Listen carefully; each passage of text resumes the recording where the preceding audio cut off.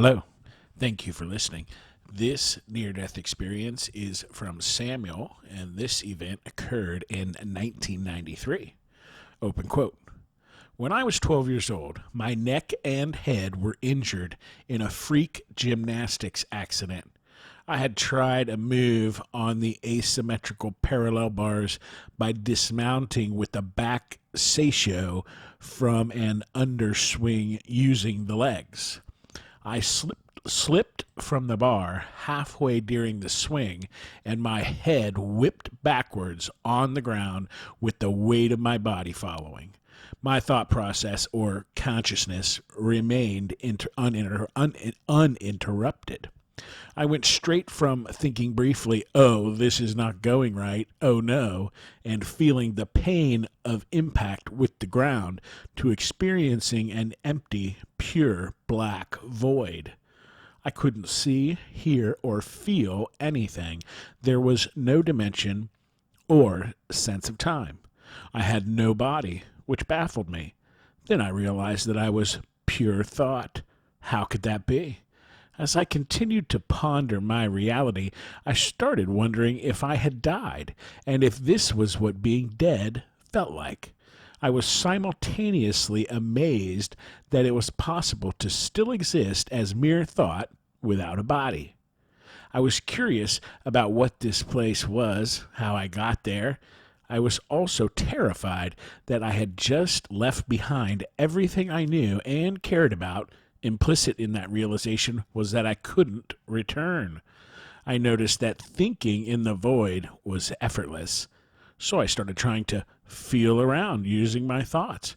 Perhaps I could still be able to send commands to my body if I thought hard enough. I attempted to yell. This didn't seem to work.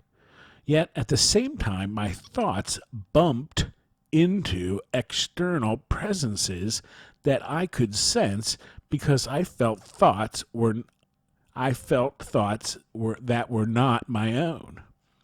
These presences communicated with me wordlessly as pure conceptual thought and emotion. They were surprised to see me and disapproved of my being there in the void. And just like that, I had a body again. My neck was slightly sore as I was lying on my back. The physical education teacher was very angry with me. The teacher was holding my head steady and calling my name. The rest of the class was standing in a wide circle around us. I could feel everyone's emotions as if they were mine. Their feelings were emotions ranging from detachment from the situation to concern to various intensities of panic to a sense of unsure emergency. I remember feeling that my teacher felt guilt, relief, sadness, and reflective anger that all evaporated as I started moving my legs to sit up. I don't remember the rest of what happened very well. I think he gave us all a stern yet relieved lecture against acting recklessly and trying gymnastics without his help. I remember crying uncontrollably while not understanding why. Though I do not recall the exact date and only approximately the year, the immediate circumstances of the accident have stayed in my memory ever since. I felt like a veil had been momentarily lifted from my eyes, as if I had truly woken up for a moment before returning to an earthly daydream I thought of as reality. End quote. That was a great story. I liked the description of the thoughts bumping into external presences. That was pretty neat.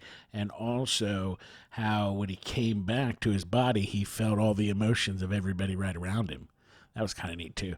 There's a couple questions here referring to the level of consciousness or alertness. Answer: thinking felt effortless, like being perfectly awake or more awake than should be possible.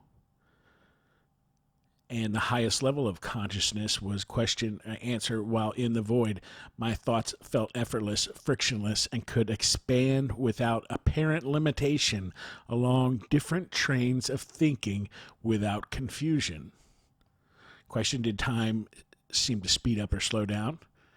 Answer: there was no perception of time in the sense that sequences of thought reach their conclusion instantly. Different trains of thought happened simultaneously.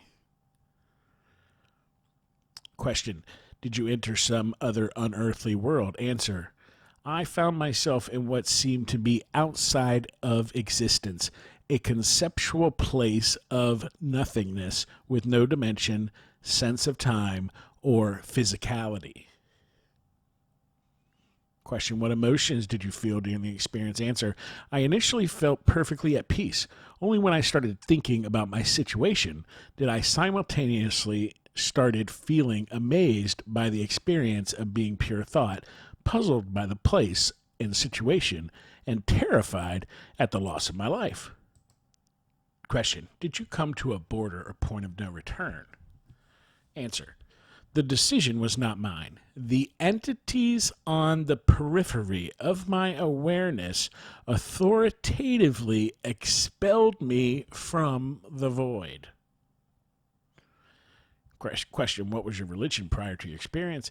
Answer: Christian Catholic. I was raised in a seldom practicing Christian family and received religious education, which I considered as moral guidance in the guise of fairy tales on par with Santa. Question: what is your religion now? Answer: other several faiths. I am currently a devout Discordian as the result of a mostly unrelated, intense religious experience I had later in my 20s. Question: did your experience include features consistent with your earthly beliefs? Answer: at the time I was unsure that there was any deity at all, understood consciousness as a materialistic phenomenon, and assumed that death was oblivion. Existing as pure thought with no physicality was a baffling rebuttal of these beliefs. Question: did you encounter a mystical being or presence or hear an unidentifiable voice? Answer: I became aware of the thoughts of entities that were not myself. These entities expressed wordlessly their surprise, concern about, and then disapproval of my presence in the void.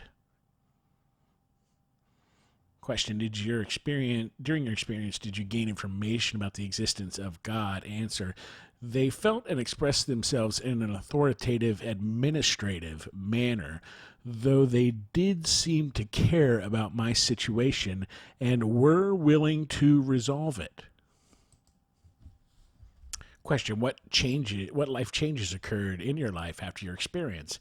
Answer: the event started a slow, long-term process of reconsidering the meaning of my existence, which caused me to come to the conclusion that I did not like the self-centered, antagonistic person I was turning out to be in my teenage years. It helped me come to terms with the emotional abuse I had received from my parents and determined to become a better parent to my own children. Question: how accurately do you remember the experience? Answer: though I do not recall the exact date and only approximately the year, the immediate circumstances of the accident have stayed in my memory ever since because of the intense excitement and surprised dread I felt in the instant, and my episode in the black conceptual void also remained because I experienced it with what felt like more than even my full attention. Question: do you have any psychic, non-ordinary, or other special gifts after your experience?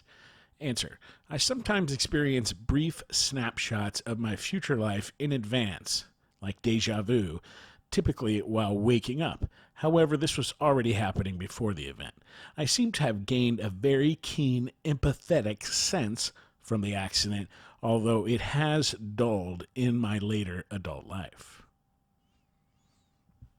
Question: have you ever shared this experience with others? Answer: yes, I described this experience for the first time on Reddit a few days ago after becoming aware that it may very well qualify as an NDE. The random strangers who commented it all reported it had distinct qualities recurrent in NDE reports. Question: what do you believe about the reality of your experience? Experience was probably real, and I had quickly switched from the realization that I was dead to the realization that I was back among the living with no transition, no explanation, and no understanding of anything I had just experienced. I was left baffled with no one to turn to for answers. Because I was raised by a denial prone mother and an absent father, and was frequently gaslit or had my concerns and feelings routinely disregarded at home. I had long learned not to share any unusual experience, voice out feelings, or ask difficult questions. So I did not discuss the topic with anyone. I did my best to never evoke the accident. I had echoes that the PE teacher tried to start a discussion about my health with my parents, but was immediately denied. As a result, I kept the experience private to myself only, as a puzzling memory that I knew has been real, but could not be discussed openly until nowadays. And that's the end of the questions. And an interesting story with a little bit of nuggets here and there. Thank you for listening.